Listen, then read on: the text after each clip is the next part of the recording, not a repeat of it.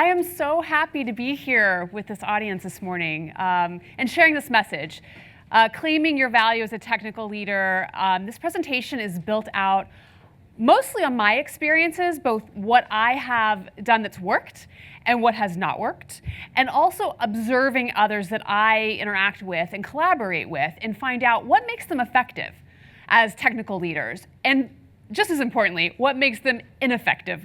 Sometimes you learn a lot more from the what didn't work, and that is not going to help us side of the coin.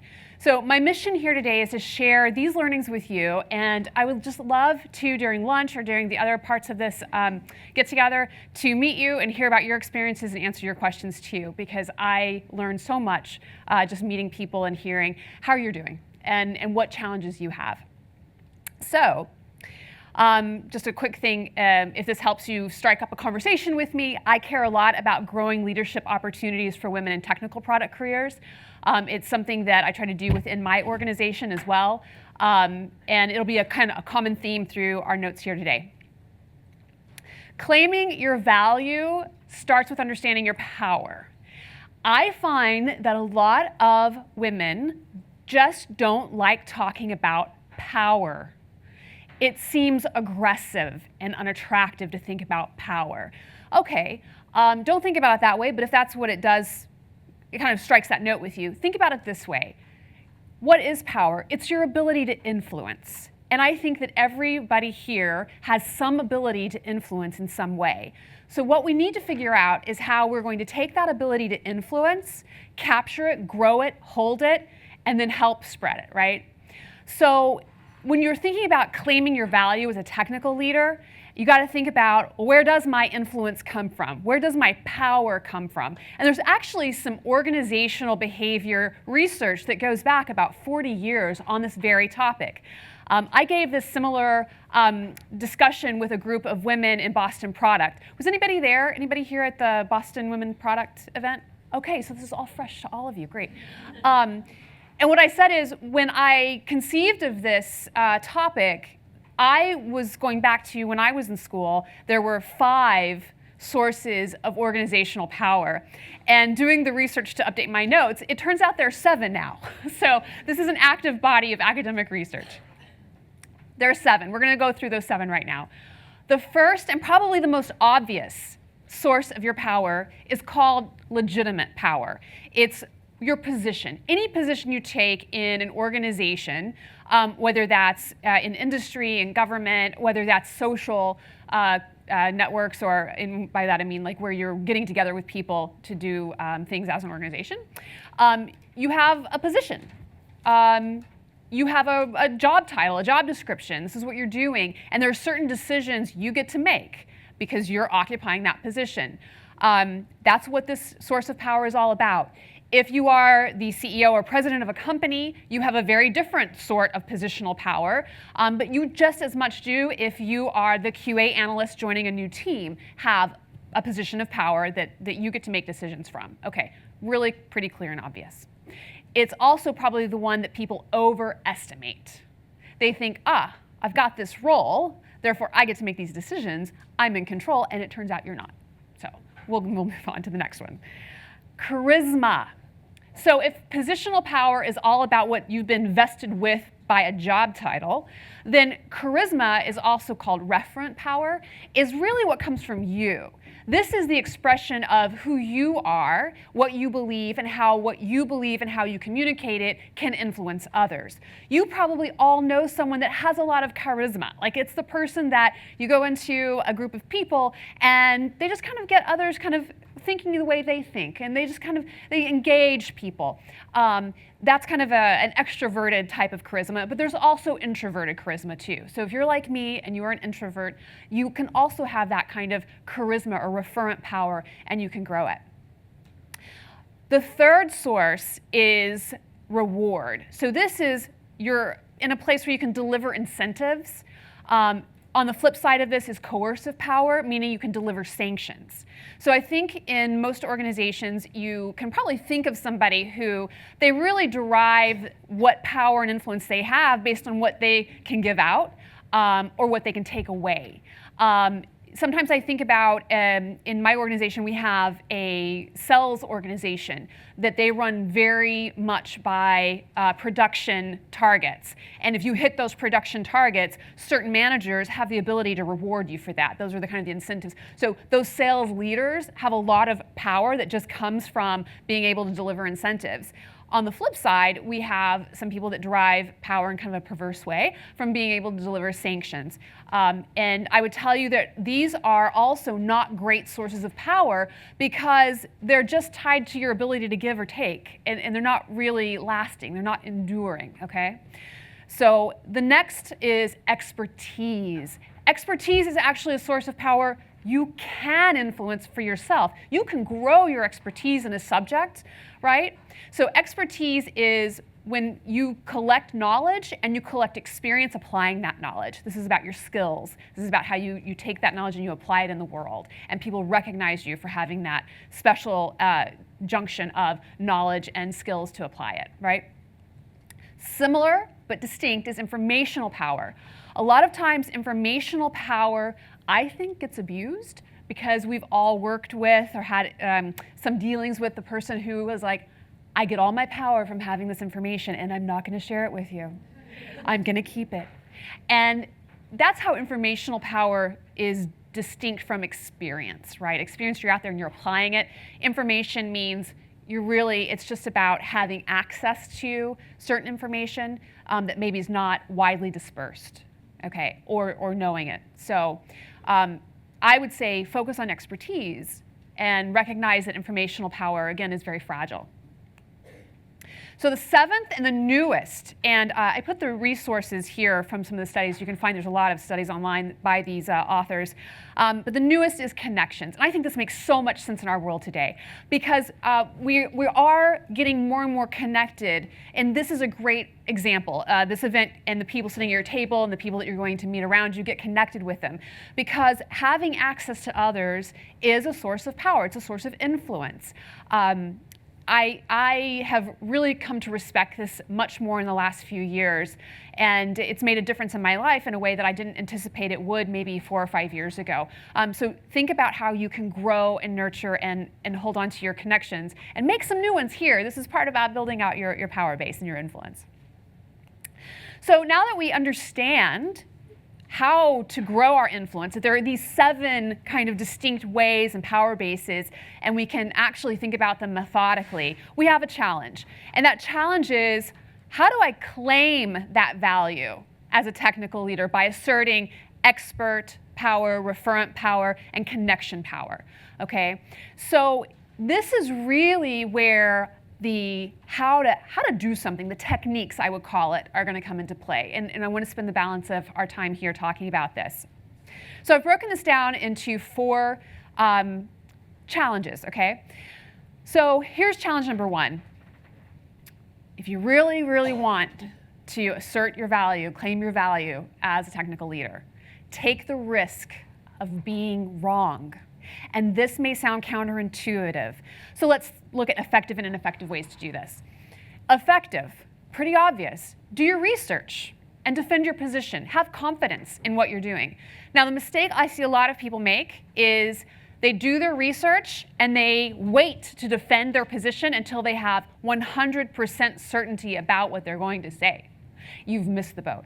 Because effective decision-making isn't about being absolutely 100% right with great certainty. It's about reducing uncertainty. Don't expect perfect knowledge, right? Your mission should be to work to reduce uncertainty, not eliminate it. If you wait too long, then you are missing the opportunity to expand and assert your expert power on something that you've worked hard for. So the ineffective side of this is doing things like apologizing for having a difference of opinion. That is a very ineffective way. If you're going to take the risk of being wrong and then go, I'm very sorry about it, that's going to ruin your referent power base. People are going to say, well, wait a minute, are you standing up for that or are you not? And it also diminish your expert power. Giving up on your position too early. And then staying quiet until you feel 100% certain. These are very ineffective ways to grow your power. So get out there, take the risk of being wrong. put yourself in the position of having expertise and then flexing it. And I think this has been the lesson that most impacted my career growth, when I stopped sitting saying, I'm listening to all of the people around the table and I'm afraid to speak up because what if I'm wrong? When I started speaking up, sometimes I was wrong. But people didn't remember that. People remembered that I could stand up, make an argument, defend my position. That's what they remembered. And that starts to grow that power base for you. Okay, here's the next one. Get comfortable with conflict. And I don't mean physical altercations. Else we may end up trending on one of the boards that Fernanda showed us. But get comfortable with conflict is really about being able to articulate and defend your position in a place that's comfortable, and also to call out to others when you don't agree with them, and to do it in a respectful and constructive way. So effective techniques for this. Many of you have probably read Stephen Covey's 7 Habits. It's a old standby. I read it every other year or so just to remind myself. And there's a habit there called seek first to understand. So before you set out to have conflict with someone, understand what is it that you're actually conflicting over. Understand the basis of that. What are the facts? What are the arguments? And it should never be about the person. It should always be about the facts, right? I learned this tip from a manager in one of my very early jobs. She always started off, can you help me understand? And it is such a comfortable way to demonstrate to the other party that you're interested in where they're coming from. I don't agree with you, but can you help me understand why you keep portraying, the requirements of this product in this way? And can you help me understand that? And then that really gets to the bottom of how you can talk about facts, and you can talk about what you're actually conflicting over. Flip side of that also is practice being direct and saying, I don't agree with you, here's why. Now, it's not appropriate to say, I don't agree with you, here's why. I don't trust your taste in shoes. It's really, this is about, I don't agree with you, here's why. My facts, my data. Here's where I'm coming from. Let's talk about it in a constructive way. And then just learn to recognize and nurture constructive conflict. We probably have all been around people who actually don't practice constructive conflict. They practice some type of bullying, and that's the ineffective behavior here, when you're diminishing someone else's position based on something other than the merits of their claim. You're being a bully. If you're drawing on positional or referent power of someone else, well, I'm telling you to do it this way because I'm the fill it in, and it's my position. That's a terrible reason, and it's a terrible practice to try and influence others. And then if you're saying, well, the CEO said that you need to do this. That's name dropping. You need to build that influence from your own arguments, not from referring to someone else's referent power, right? So get comfortable with conflict. Find effective ways to have that constructive conflict. And it is a way to move forward and to move your mission forward, your goals forward. This is be decisive under pressure. This is an area that I get a lot of questions about because I said that the effective way to be decisive under pressure, there's actually a way you can grow that as a skill and as a part of who you are. And it's having a decision-making system to fall back on. One of the things about being under pressure is you've got time urgency. You've got stakes. What are we doing? We got to make a decision now. There's no more time. It's urgent. We have people depending on us. How are we going to respond? And if you have a default decision-making in the back of your pocket, you can push back on those pressures and make better decisions. And when you make better decisions and you're calm and you're able to move forward, then people will build their referent power that you have collected. You'll build that with them, and your expertise as well. So here's an example. I have a couple of kind of default decision-making trees I fall back on in times of high pressure. Does it matter, or the outcomes of this decision going to matter in 10 minutes, like 10 months, 10 years. And really that's helping me understand and respond appropriately to the scope of whatever is creating that pressure or driving the need to make that decision immediately. Another one, especially leading products or leading product releases, is around what does this mean to our employees, our customers, our brand? Right? So if you frame it that way, then your decision is really defensible. All of this is about making not the perfect decision, but making a decision under pressure and being defensible. I could be wrong, but I made the decision and here's why. Here's how I defend my decision. So that kind of wraps back around to the don't be afraid to take the risk of being wrong. Ineffective ways of being decisive under pressure are reacting emotionally. Hair on fire, oh my God, what are we gonna do? That actually diminishes your expertise power, it diminishes your referent power, and it makes other people kind of like, I think the next time we have an emergency, do I want that person leading us? Blame shifting is something I see that's ineffective. So I've seen very senior executives get into a very important decision that needs to be made under pressure, and what they do is they just start blaming everybody else. We wouldn't be here if you hadn't done this. But we are here, and now we need to move forward, so can we go back to being constructive? Or blame absorbing. I also see this happen a lot. It's all my fault. This is a disaster. I caused it. I'm just going to absorb all the blame to me. Why is that an ineffective technique? It's ineffective because it's not always accurate. Very rarely do I find a single point of failure in any kind of teamwork.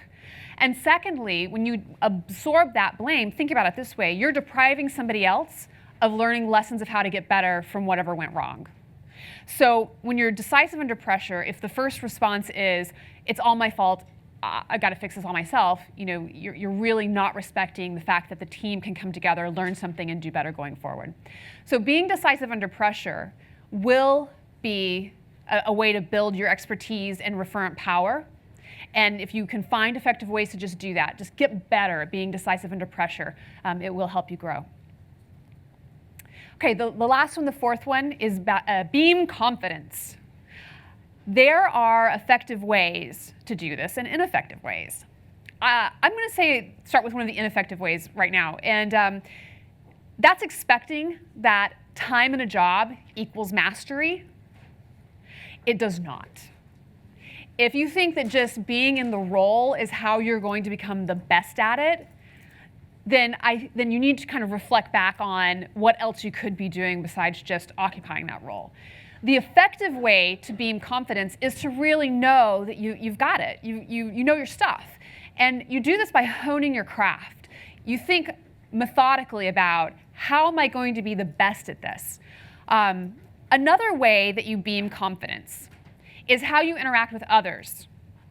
So if you are the person that gets the emails and thinks that every email that you've ever received is somehow a personal attack on your credibility or your professionalism, then you may need to step back, because that actually is sending the wrong message. That's sending the message that you're not confident enough in who you are, the decisions you make, and the role that you play.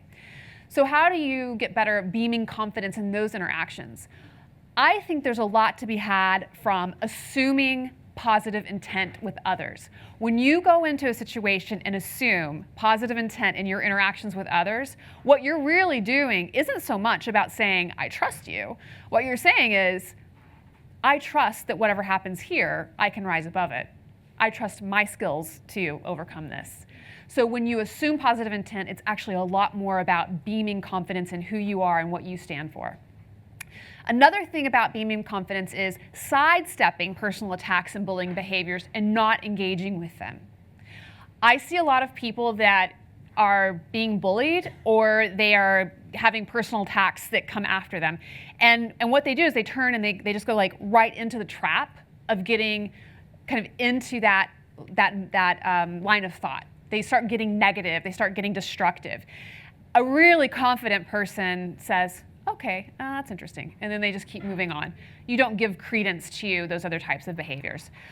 The last part I would say about beaming confidence is lifting others up as you climb. I know that I have benefited greatly from very confident leaders who said, we want to help you grow, and here's how we want to do it. And that has made all the difference. And that's what I do within my organization too, is I want to know, how do I bring other people up and help them grow their professional and leadership skills. That says about how you feel about yourself, right? You're not threatened by other people. The people that walk in the door are not threats to you. They're actually coming in to help you and grow and be a benefit to your team and your mission.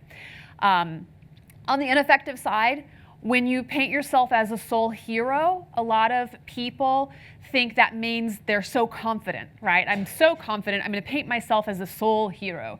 It's actually a very thin veneer, and everybody sees through it. And it actually belies the fact that that person doesn't have the confidence that they're actually projecting, which I would say goes back to really, really true, authentic confidence comes from honing your craft and assuming positive intent, right? So beam confidence, that's the fourth kind of challenge to how you assert your value as a technical leader.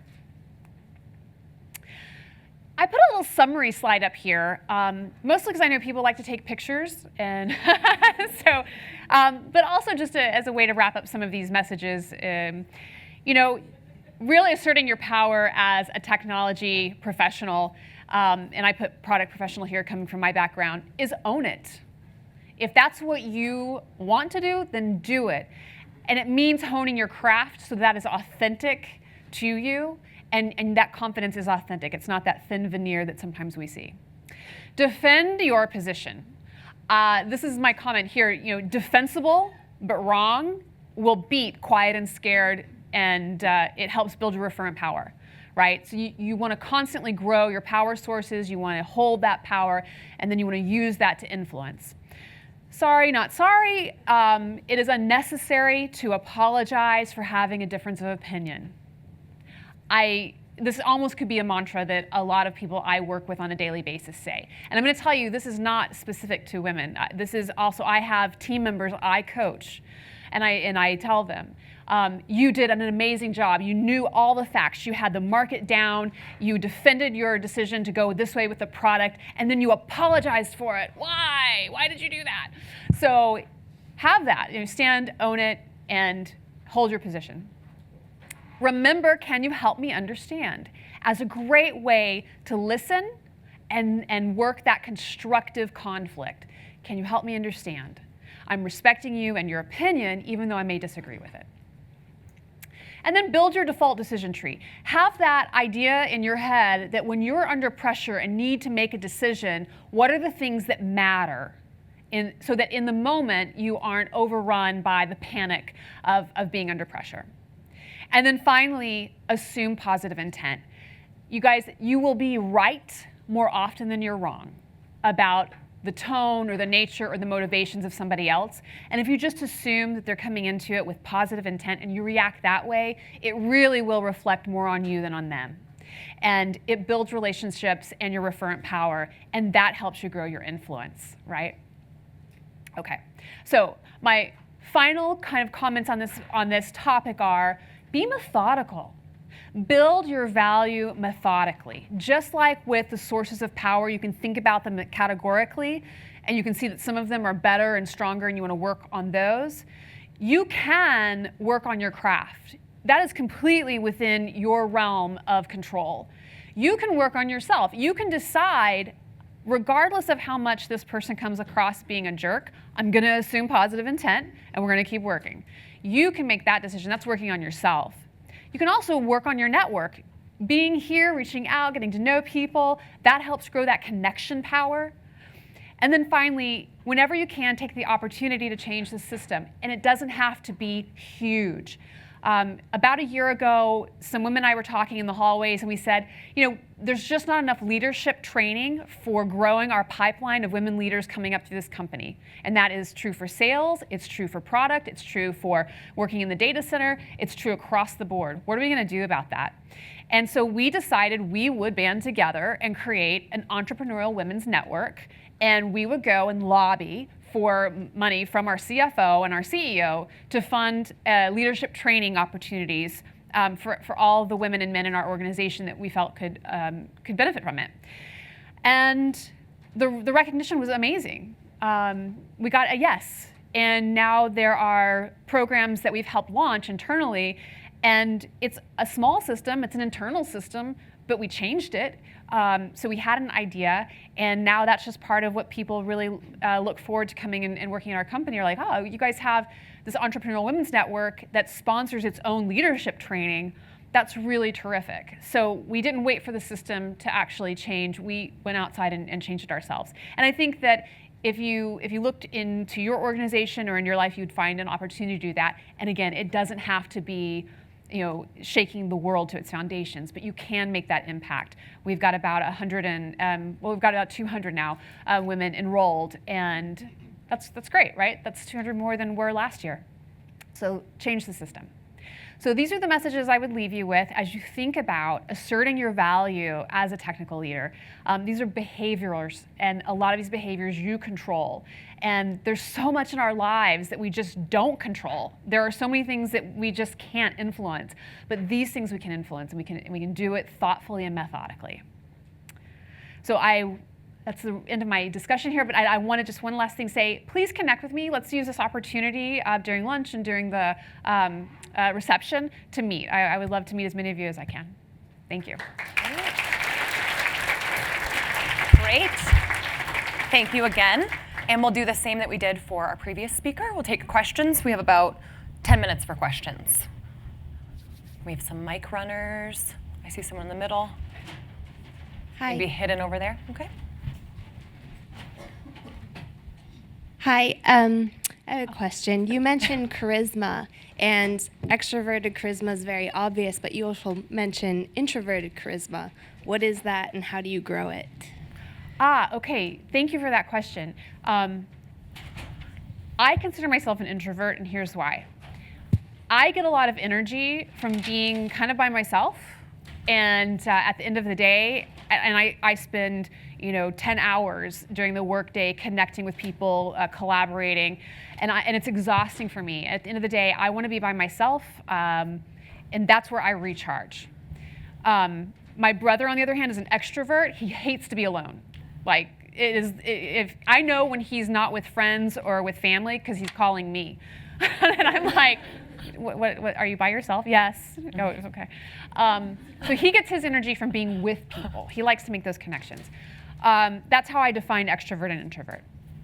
So I think introverted charisma really can come from the quieter interactions, and maybe quieter is not the right word, but the more one-on-one interactions, right? So for a long time, I was coming to an event like this would just have really scared me because I kind of don't know how to do small talk. I'm like, how do you, but then I had to learn that because part of my role in my company is to go out and go to industry type meetings and go meet customers and go where they're at and go learn new things and meet people.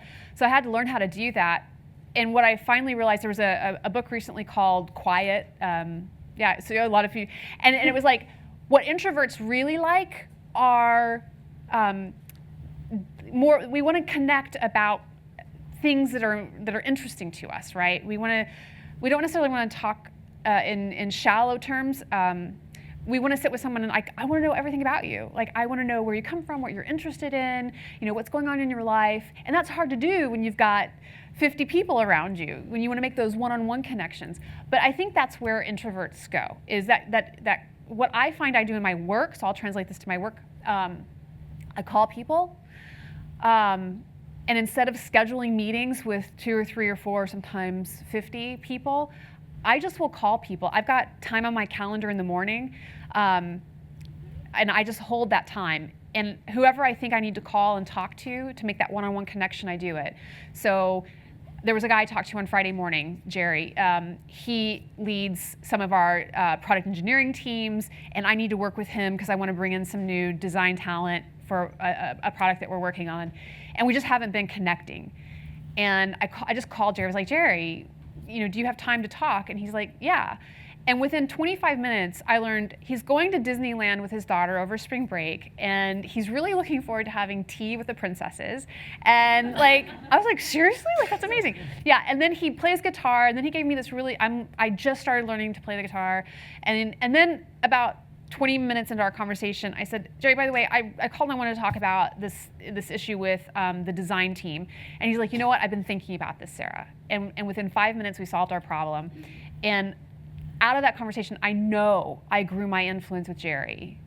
And I know it's because we started developing that relationship, but it's also part of that charisma, right? That an introvert can build, that I'm interested in you personally kind of charisma. Is that helpful? Okay, thank you. Hi. So my question is about workplace manners. I work on a technical support team, and so me and my team members, we're very polite. We use please and thank you a lot, and internally as well. And I feel like everybody else in the company who, developers and IT team, I feel like it's perceived as a sign of weakness that we say please and thank you a lot, and that we're looked at as weaker for saying thank you, because we need the help. So do you have any advice on, how to handle that and. So let me ask you a question. Okay. Do you feel like you are ineffective because you're more polite, or do you feel like you're more effective because you're polite? Less effective, probably. You feel like it's making you less effective? Well, in regards to power and, Okay. being looked at as an expert, I feel like we're not taken as seriously, and, we're looked at as if we always know less because we're asking questions. Interesting. So I guess what comes to my head is, because we're not being arrogant jerks, we're looked at being less expert. Yeah, exactly. Well, maybe you start with that. So we're not arrogant jerks, but we are experts at. I relate to this because about 4 years ago, the CFO pulled me aside and said, so I moved from Texas, and I grew up in Texas and New Mexico. I still say yes, sir, and no, ma'am to my parents. That's how I was raised. And when I moved to New Jersey a few years ago, oh my gosh.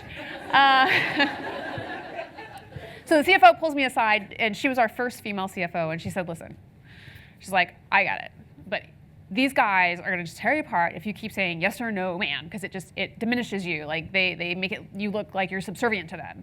And I was like, oh my gosh, okay, thank you for pointing that out, Maria. Like, I'm going to figure out how to work with this, because it is authentic to me and it's true to me to be polite, and being polite is saying yes sir, no ma'am. And I don't just do that to people who are ranked higher than me. I apply that equally across the board to everybody, right? So I had to really figure this problem out, because I think it's similar, right? We're being looked at as being less effective or somehow reducing our power base.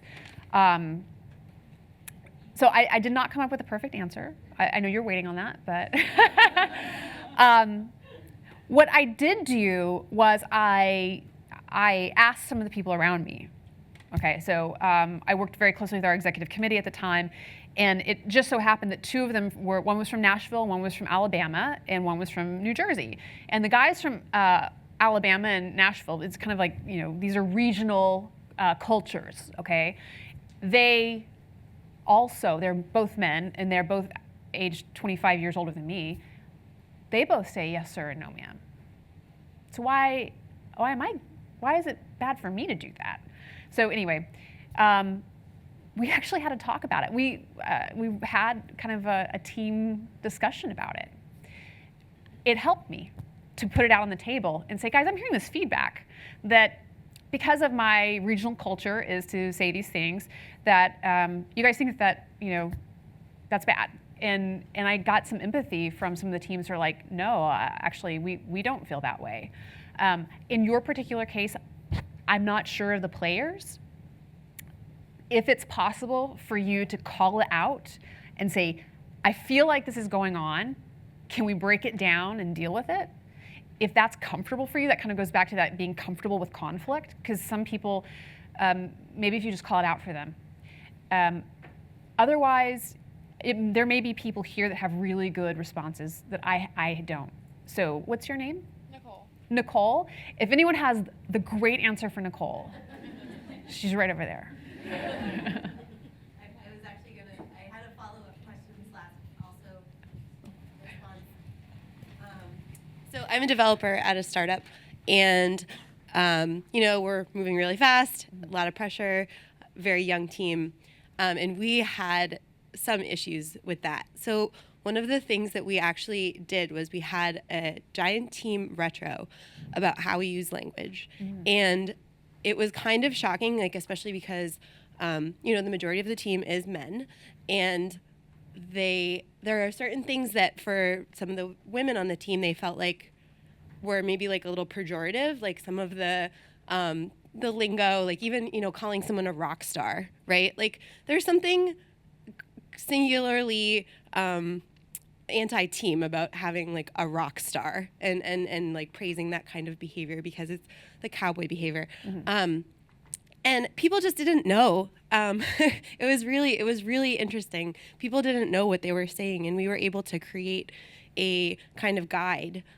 And some people also felt that that was like a little prescriptive, and that was actually what I wanted to ask you, if you've ever had like a dictionary conversation about like, we use this word, but what does this word mean, and how do people feel about it, and we're going to decide not to use this word. Like on our team, we don't use that word anymore. So I didn't know if you felt that that was like too prescriptive or. First of all, so what you did, I think, is you called it out, right? Which is kind of what we were talking about. So there's kind of a vote for the column of like, just call it out, be brave and call it out.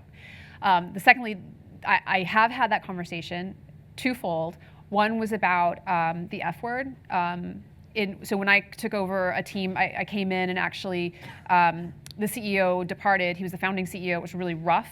And I came in and I found that there was a lot of really rough language. And I just said, hey guys, just so you know, when you speak to me using that word, the effectiveness of what you're trying to communicate to me drops.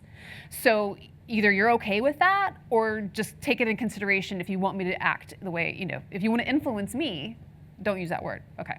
Second one was the word hero. We had a hero culture. And here's what I think. When you have a hero culture or a rock star or whatever, I don't think it's bad to say to someone in my team, oh, you're a rock star. Like your contribution was great. But when you're talking about the whole culture, a hero culture is the opposite of a teamwork culture. And what I had to get people to realize is you guys are promoting that someone has to come in and save our bacon through their individual efforts. And what that's depriving us of is a strong team, because a strong team never gets to that point. So we got to figure out, whenever we see this hero behavior having to come in, we got to figure out why. That's a signal that something's not working.